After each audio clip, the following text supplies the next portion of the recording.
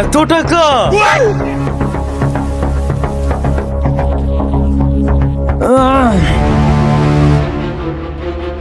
এই দেখো, এই প্যাকেটটাই আমার কোম্পানির 4টে বিস্কুট দেওয়া আছে, কিন্তু কিছু কিছু প্যাকেটে আমি অনেক সমস্যায় ভুগতেছি।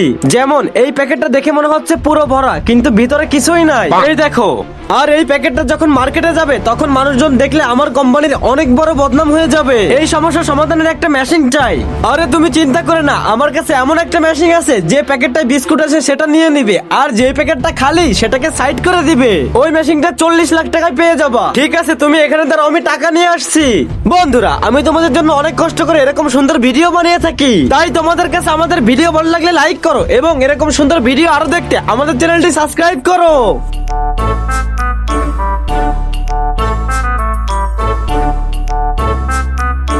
আরে ভাই, এত টাকা! আজ তো আমি অনেক বড় লোক হয়ে যাব।